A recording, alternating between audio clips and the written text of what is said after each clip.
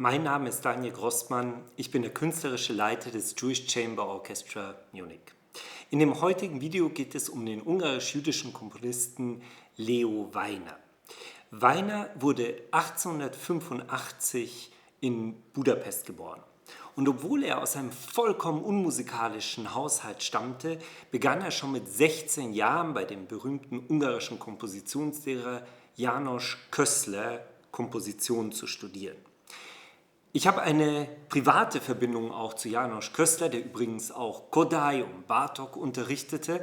Er war nämlich mit meinen Urgroßeltern befreundet und wohnte zum Teil in der Wohnung meiner Urgroßeltern, die bis heute von meiner Familie bewohnt wird.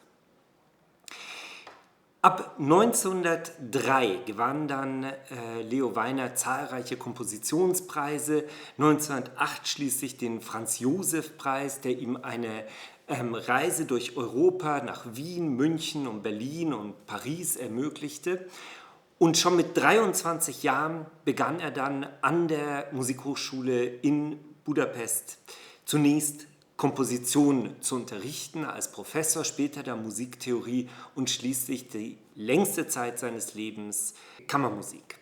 Leo Weiner war ein sehr traditioneller Komponist und das war auch eine Einstellung, die ihn sein Leben lang begleitete und ihm Schwierigkeiten machte. Das war auch der Grund, warum er seine Stelle als Kompositionsprofessor aufgab, weil er das Gefühl hatte, er gehört zu den Abgehängten. Er geht nicht mit der Zeit, aber das tat er aus tiefster Überzeugung. Er fühlte sich einfach der traditionellen Musik verbunden und konnte mit den modernen Musikströmungen des 20. Jahrhunderts nichts anfangen. Das erste Divertimento, das er 1923 komponiert hat und das wir neu aufgenommen haben, ein Link ist unten in der Beschreibung zu diesem Video, ist ein Werk, das er aus unterschiedlichen überlieferten ungarischen Tänzen zusammengesetzt hat. Und gewidmet ist es Fritz Reiner, einem berühmten ungarischen Dirigenten, der vor allem in den USA dann eine große Karriere hatte. Über die Zeit von Leo Weiner während dem Holocaust ist wenig bekannt. Er war wohl zunächst im Arbeitslager, wurde dann von einem Freund der rechten Bewegung, die mit Deutschland paktierte, nahestand.